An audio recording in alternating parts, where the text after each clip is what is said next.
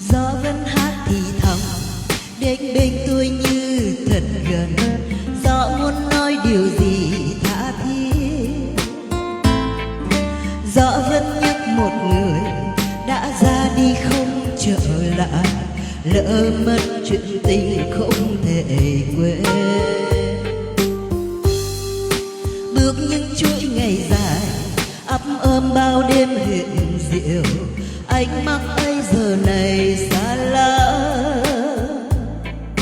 Thoáng phút chốc giật mình ngỡ như anh đang thật gần. Gió đánh thức vì tôi ngủ mê. Thắp ánh sáng bước qua đêm thâu, chờ mong ngày mai khác vợ.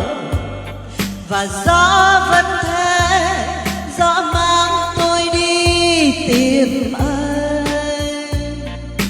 Dẫu có lúc nước mắt tuôn rơi như hạt sương bé nhỏ.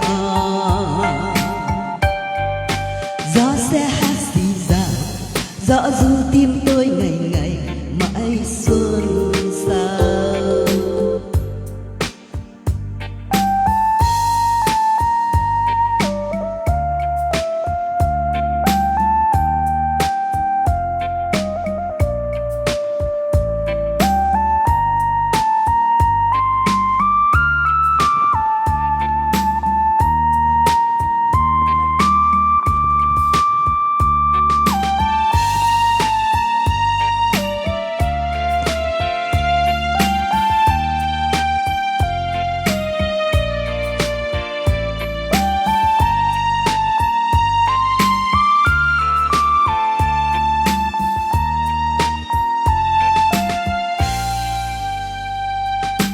Gió vẫn hát thì thầm đến bên tôi như thật gần.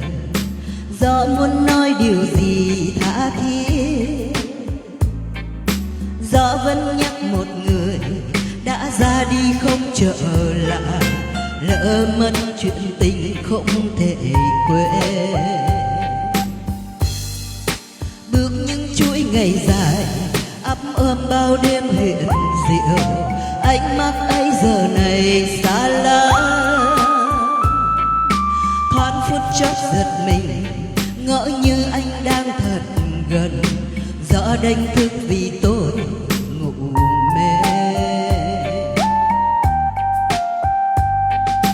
Thắp ánh sáng bước qua đêm thâu, chờ mong ngày mai khát vọng. Và gió vẫn thế, gió mang tôi đi tìm anh. Dẫu có lúc nước mắt tuôn rơi như hạt sương bé nhỏ. Gió vẫn hát dì dào, gió du tim tôi ngày ngày mãi xôn xao. Gió vẫn hát dì dào, gió du tim tôi ngày ngày mãi xôn xao. Gió vẫn hát dì dào, gió du tim tôi ngày ngày mãi xôn xao. Cảm ơn.